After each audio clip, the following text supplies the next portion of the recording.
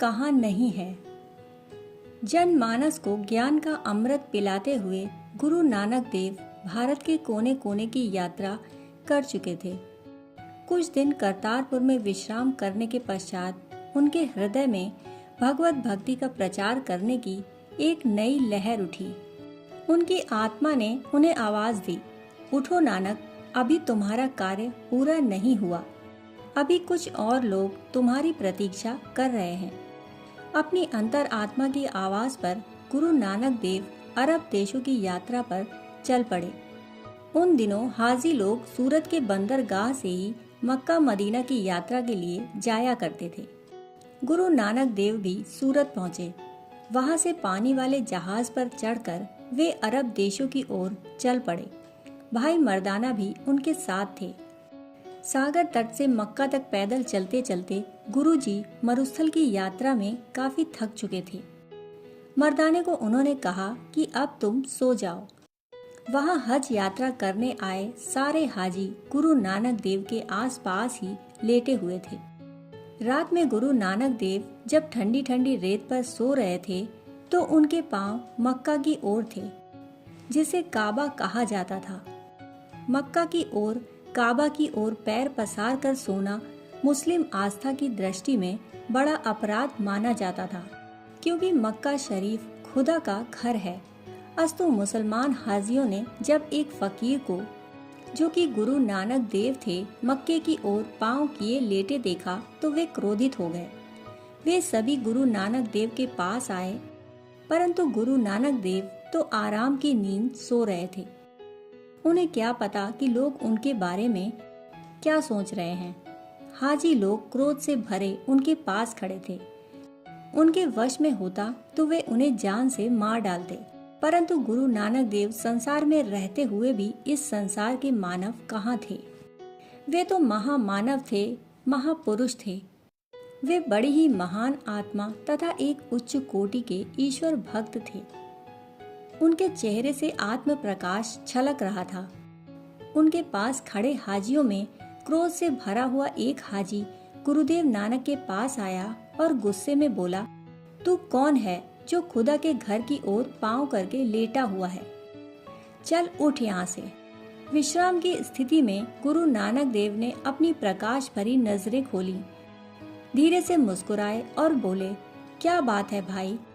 अरे तुम्हें नजर नहीं आता कि तुम खुदा के घर की ओर पांव करके लेटे हुए हो?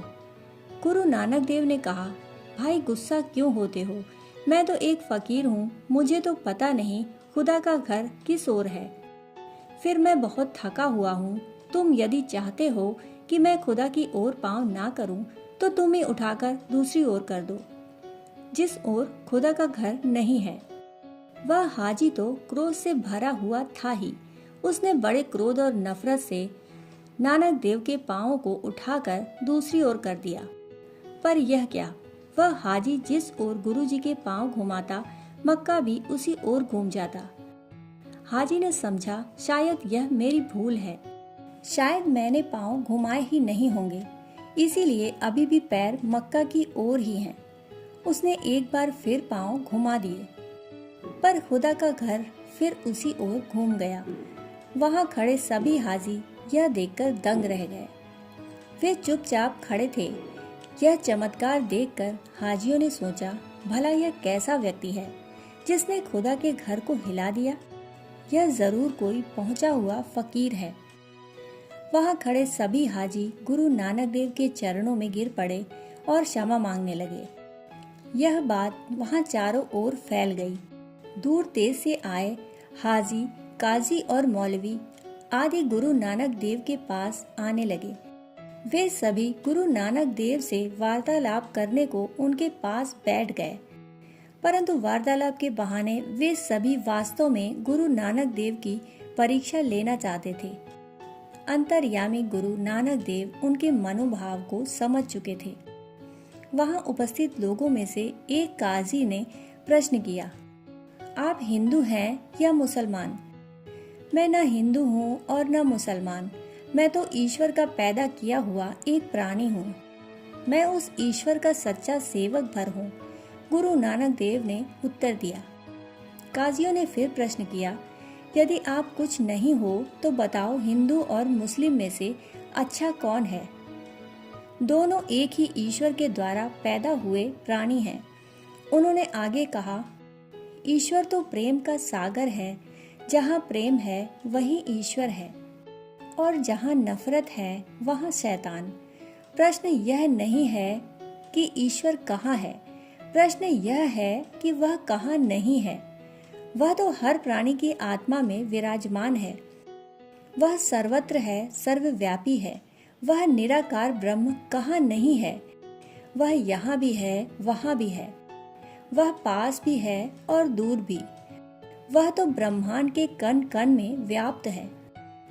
इसीलिए ईश्वर की पूजा करनी है तो मन से नफरत और हिंसा को निकालकर हृदय में प्रेम भरकर उसकी पूजा करें। ईश्वर की पूजा प्रेम से ही की जा सकती है और उन्हें प्रेम दृष्टि से ही देखा, समझा और अनुभव किया जा सकता है।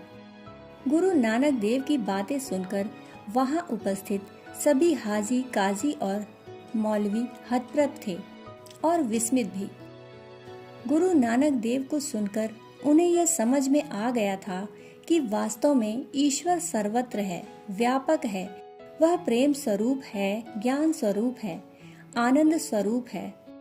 अंततः वे सभी गुरु नानक देव के चरणों में नतमस्तक हो गए। कहानी सुनने के लिए आपका बहुत बहुत आभार। फिर मिलते हैं ऐसी ही कहानियों के साथ। तब तक के लिए धन्यवाद।